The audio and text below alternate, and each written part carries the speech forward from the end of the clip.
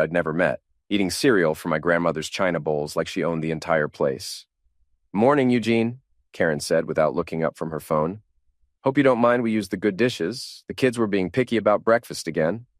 I stood there in my work clothes, greasy HVAC uniform that smelled like refrigerant and disappointment, watching this woman who'd never worked a day in her life treat my home like her personal hotel. The boyfriend, some tattooed guy in his 30s wearing a tank top that showed off prison tattoos, nodded at me like we were old friends. "Who the heck are you?" I asked him directly. "This is Derek," Karen answered for him. "He's staying with us for a while. Bernice said it was fine." Of course she did. My wife Bernice had been making decisions without me for months now. Ever since she started her CrossFit obsession and began hanging around with her new gym friends, I'd become background noise in my own house. "Where is Bernice?" I asked, checking my watch. 7:30 in the morning, and my wife was nowhere to be seen. "Early workout session with Troy," Karen said, still not looking up. "She'll be back around 9. Troy, the name that had been popping up in conversations for weeks now. Troy the trainer, Troy the motivator, Troy the reason my wife suddenly needed to shower immediately after coming home from the gym. I grabbed my coffee mug, the one that said "World's Okayest Dad" that my sons had given me as a joke, and headed for the door. Another day fixing other people's broken air conditioners while my own life fell apart. At the shop, my friend Harold looked up from the engine he was rebuilding. "You look like heck, Eugene. What's eating you now?" Karen moved in, with her boyfriend and kids. "Bernice didn't even ask me." Harold whistled low. "That's the sister who borrowed $5,000 from you last year and never paid it back?" "The same one." I sat down heavily on a milk crate we used as a chair. "She's treating my house like a free boarding house, and Bernice acts like I'm the problem for not being thrilled about it. When's the last time you and Bernice actually talked? Like, really talked?" I thought about it. "Honestly, I can't remember. She's always at the gym or with her gym friends or talking about the gym. Everything's about her new lifestyle and how much better she feels now that she's taking care of herself." I made air quotes with my fingers. "What's that supposed to mean?" "It means I'm apparently part of the old life she's trying to leave behind." My phone buzzed with a text from Bernice. "Don't forget dinner with Salvador and Franklin tonight. 7 p.m. Try not to embarrass us." My two older sons, Salvador, 29, worked as a realtor and never missed a chance to remind everyone how much money he made. Franklin, 26, had a gambling problem I'd bailed him out of 3 times in the past year. Both of them had inherited their mother's talent for making me feel like a disappointment.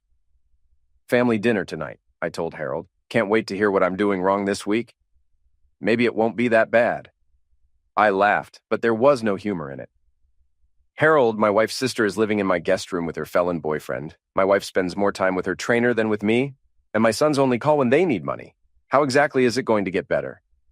That evening, I came home to find the house full of people I barely recognized. Bernice's gym friends were there. Shay and Mindy, 2 women who looked like they lived on protein powder and gossip. Karen's boyfriend, Derek, was holding court in my living room, telling stories about his time in county lockup to my youngest son, Damien, like they were war stories. "Eugene," Bernice called out when she saw me. "There you are. Come meet everyone properly." She looked different, tighter, more muscular, but also harder somehow. The woman I'd married 25 years ago had been soft around the edges, quick to laugh. This version of Bernice looked like she was always ready for a fight. "I know everyone," I said. "This is my house." "Don't be antisocial," she said, grabbing my arm and pulling me toward the kitchen. "Shay and Mindy were just telling me about this amazing couples retreat they went on. Maybe we should consider something like that."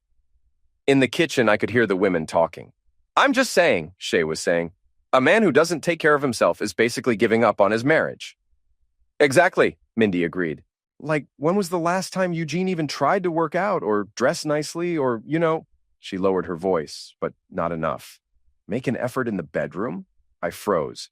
They were talking about my love life, in my kitchen, at what was supposed to be a family dinner. "Oh, God," Bernice laughed. "Don't get me started.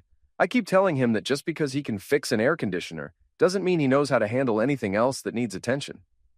The women erupted in laughter. I stood there, holding a beer I no longer wanted, listening to my wife mock our intimate life to her friends. Salvador appeared beside me. "Dad, we need to talk." "About what?"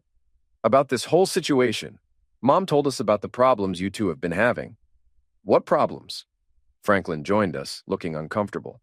Look, Dad, we're not taking sides, but maybe you should consider that Mom has a point about some things. What point? About you not growing with her, Salvador said carefully. She's been working on herself, getting healthier, expanding her social circle. Maybe you should try to keep up. I looked at my sons, two grown men who still came to me when they needed money, giving me relationship advice. Keep up how? I don't know. Join a gym, buy some new clothes, stop acting like you're already retired. From the living room, I heard Derek's voice getting louder. So I told the guard, you can search me all you want, but you ain't gonna find nothing because I'm smarter than you think. That's fascinating, I said to my sons. Your mother's sister's boyfriend is regaling our guests with prison stories. Your mother's in the kitchen telling her friends that I'm lousy in bed, and you two think I'm the one who needs to change. Dad, Damien approached us, looking younger than his 23 years. Maybe we could all just try to get along. For Mom's sake. For Mom's sake?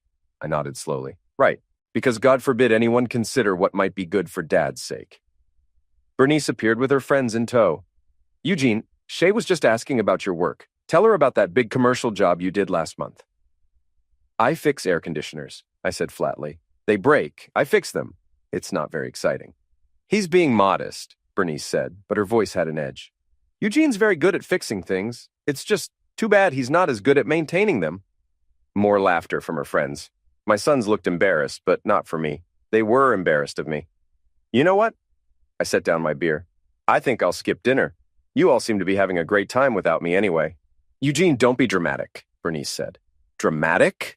Your sister's boyfriend is telling prison stories in our living room, your friends are discussing our love life in our kitchen, and our sons are giving me self-improvement advice. But I'm being dramatic.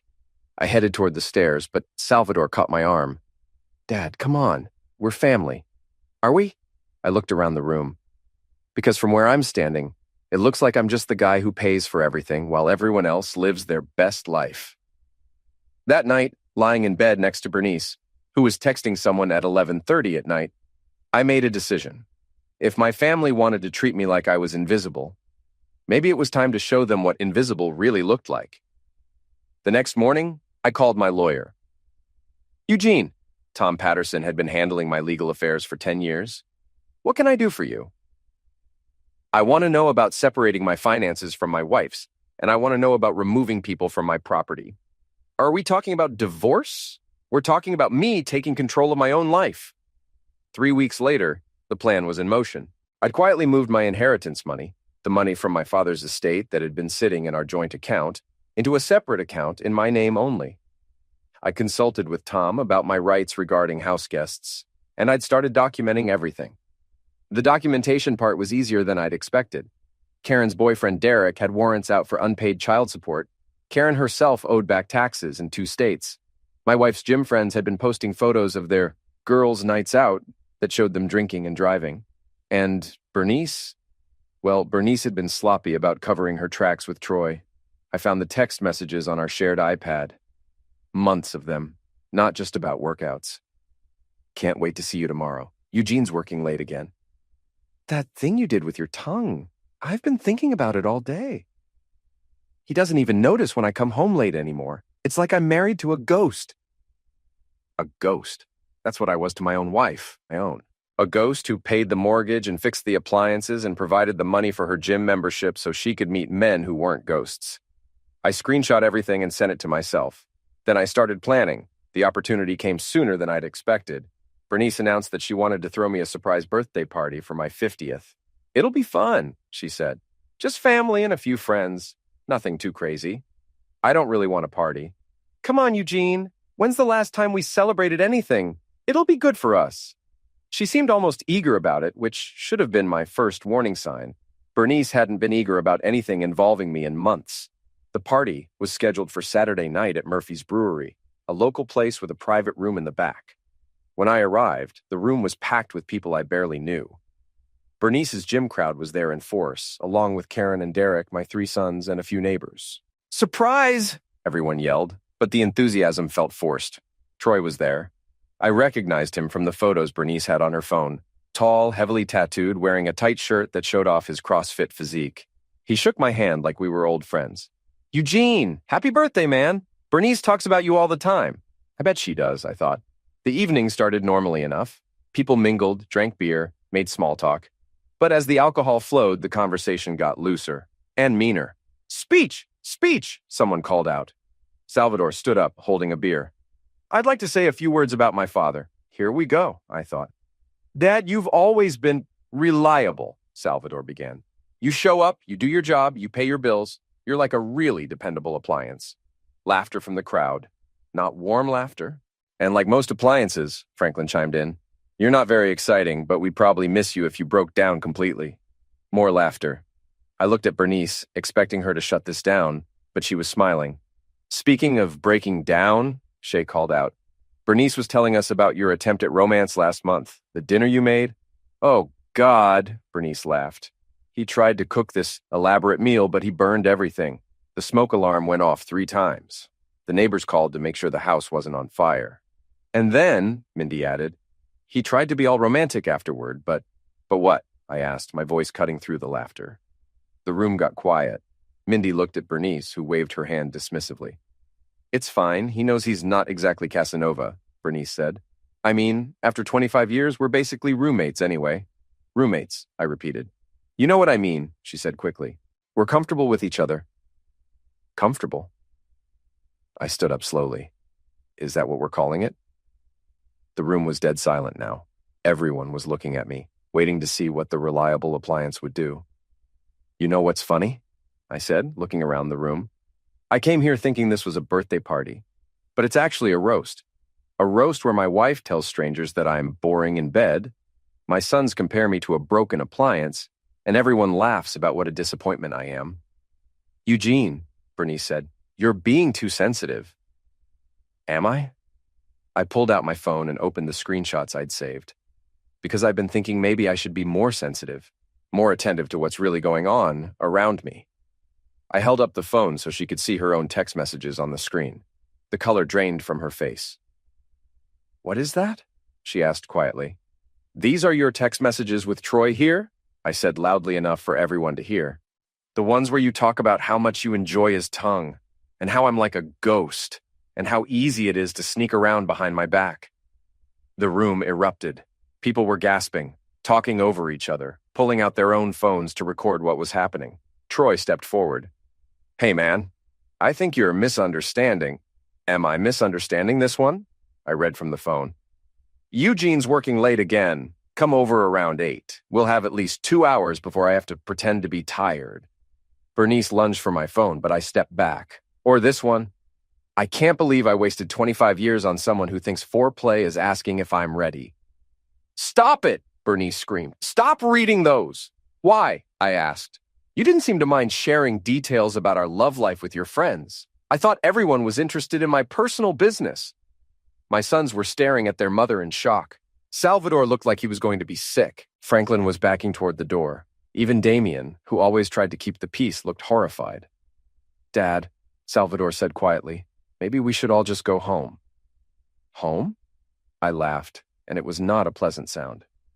You mean the home where your aunt and her boyfriend are living rent-free? The home where your mother brings her lover when I'm at work? That home?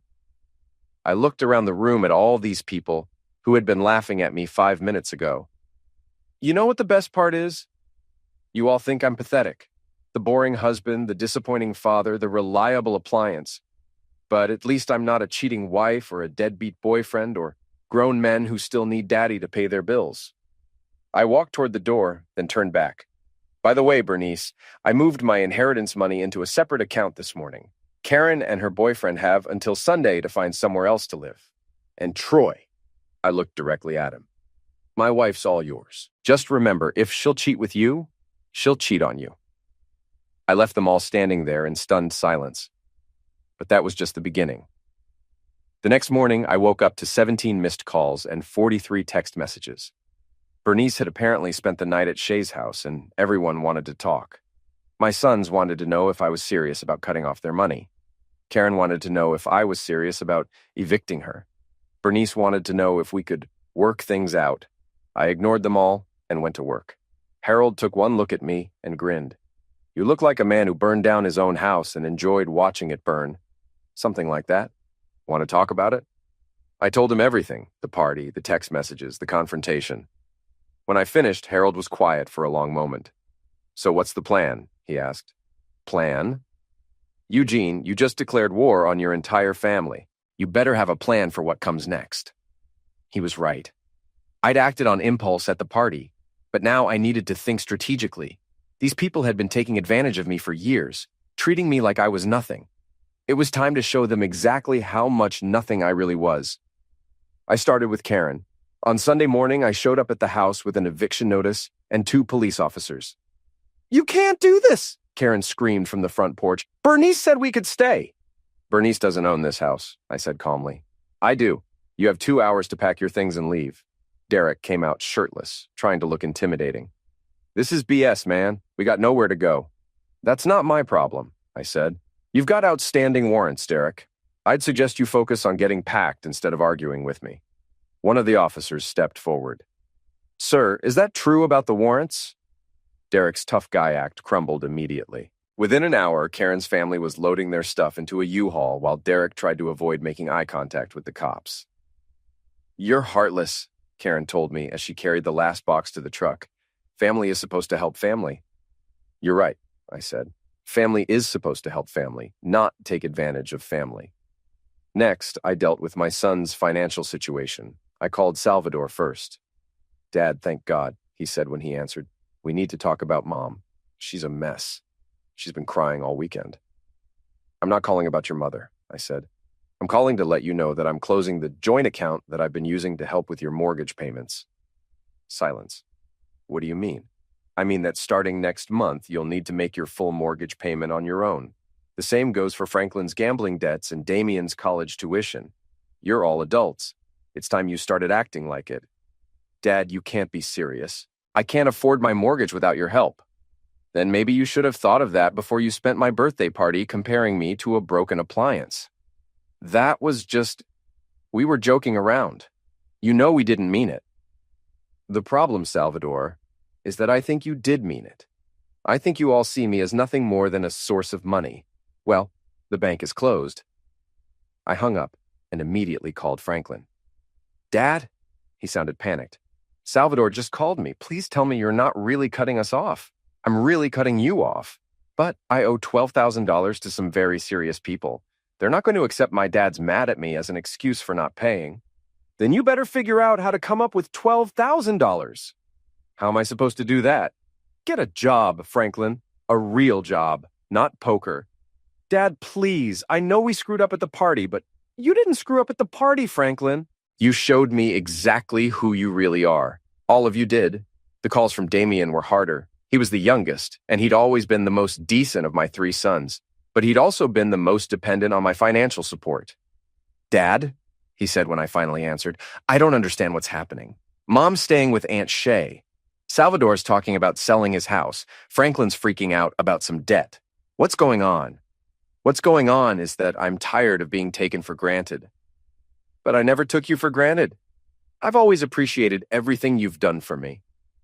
"Have you?" "Because at the party you stood there and watched your brothers humiliate me. And you didn't say a word." "I didn't know what to say. I was shocked by the whole thing." "You were shocked that your mother was cheating on me? Or shocked that I finally stood up for myself?" Long pause. "Both, I guess." "Well, here's something else that might shock you. I'm not paying for your college anymore. If you want to finish your degree, you'll need to figure out how to do it on your own. Dad, I only have 1 semester left. Then you better make it count." By Wednesday, the whole family was in crisis mode. Bernice had moved in with Shay temporarily, but that was clearly not a long-term solution. Salvador was frantically trying to refinance his mortgage. Franklin had taken a job at a call center, working 12-hour shifts to try to pay down his gambling debt. And Damien had withdrawn from college to get a full-time job. I felt a little guilty about Damien, but not enough to change my mind. Sometimes people need to learn that actions have consequences. The real satisfaction came from watching Bernice's social circle implode. Word had gotten around about the party confrontation, and apparently, not everyone was as supportive of adultery as Bernice had expected. The gym, where she worked as an instructor, started getting complaints from members who didn't approve of her behavior. Troy, it turned out, had been sleeping with at least 2 other married women from the gym. And when that news came out, the whole place became a hotbed of drama and recrimination. Shay called me on Thursday. Eugene, this has gone far enough, she said. Bernice is destroyed. She's barely eating. She's not sleeping. You've made your point. Have I? What point is that? That you're angry about the affair. We get it. But this scorched earth approach isn't helping anyone. It's helping me. How is destroying your family helping you? Shay, let me ask you something. At the party, when you and Mindy were making jokes about my love life, did it occur to you that I might be able to hear you? We'd been drinking. And when my sons were calling me a broken appliance, did you think that was funny?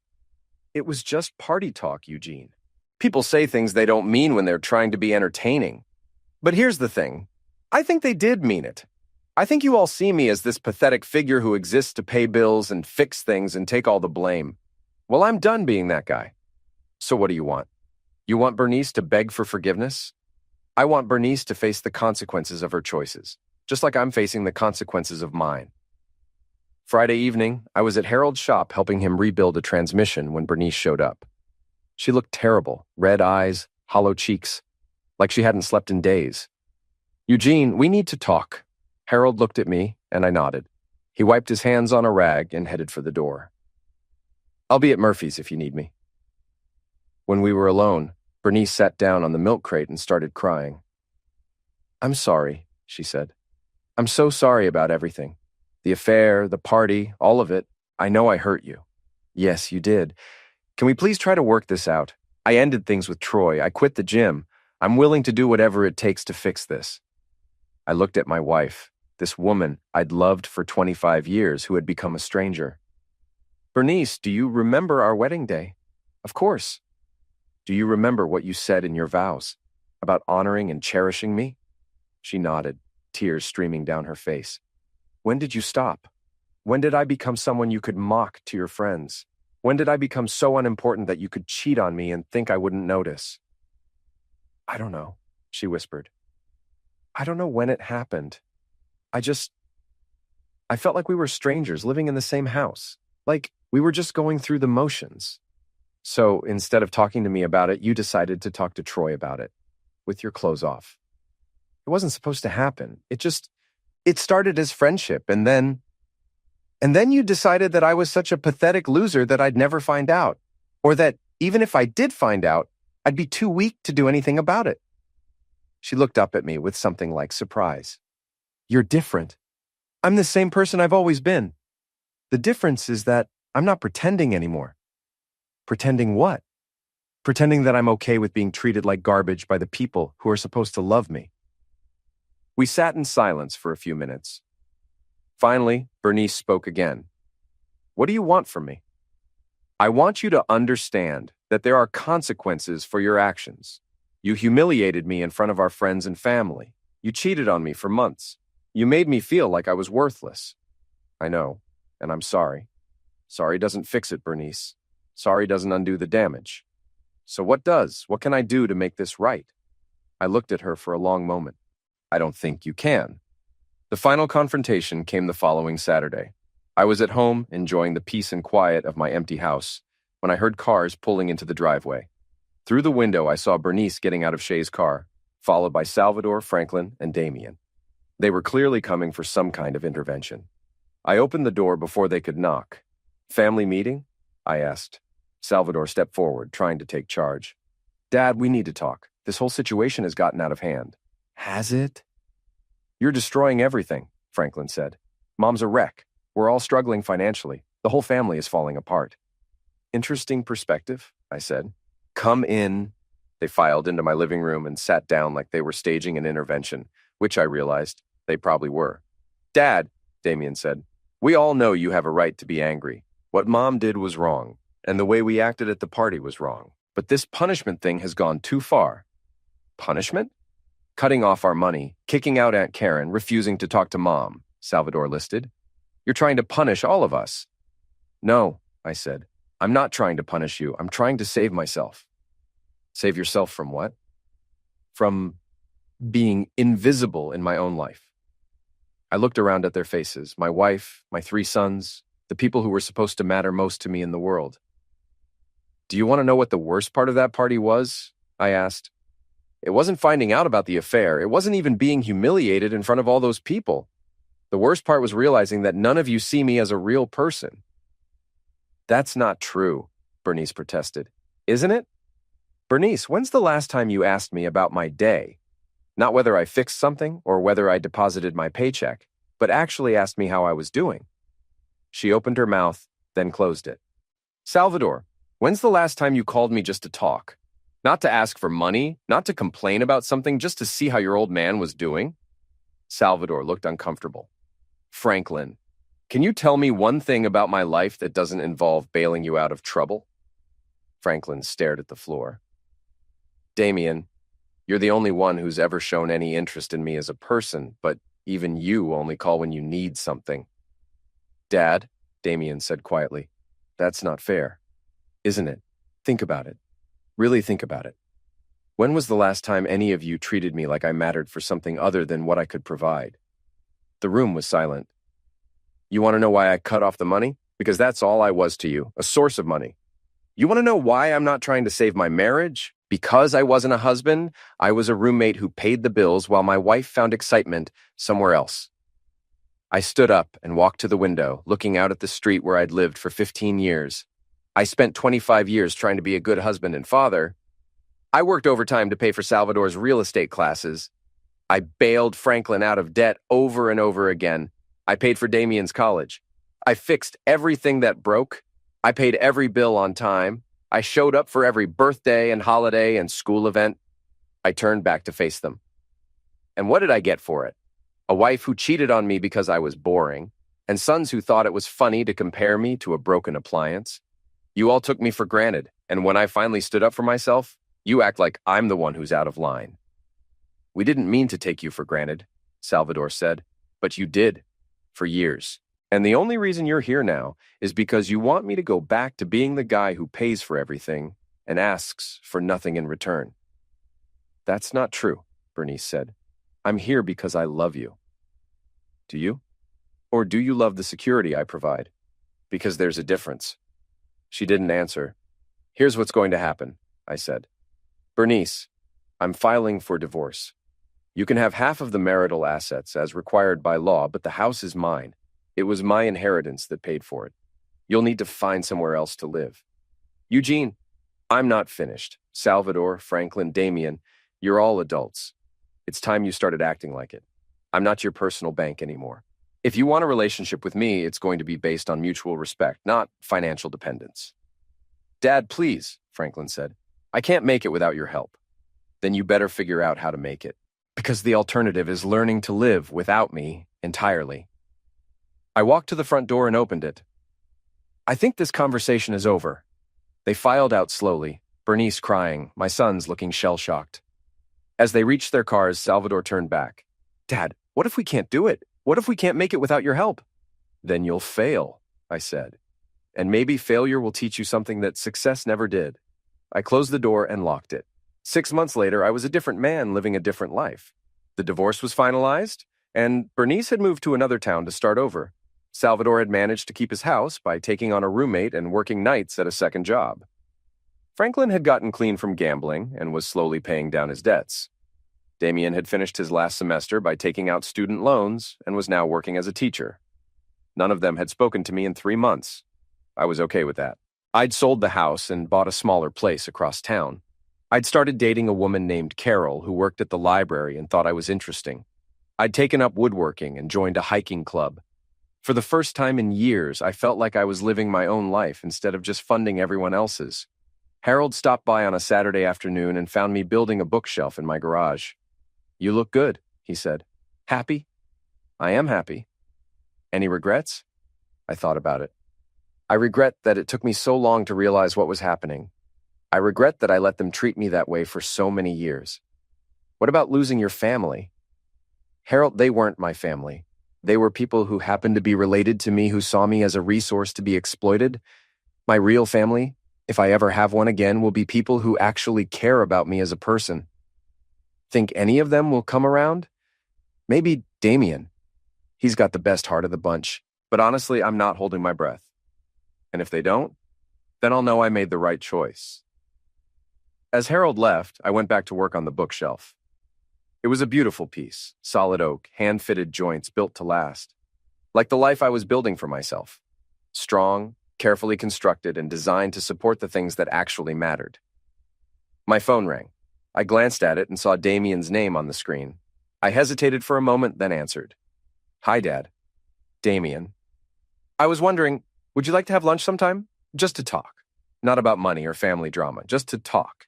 I smiled. I'd like that. Good. How about next Saturday? Next Saturday sounds perfect. After I hung up, I went back to work on the bookshelf. Maybe I hadn't lost everything after all. Maybe I just finally learned the difference between being needed and being valued. And maybe, just maybe, that was worth everything it had cost me to learn.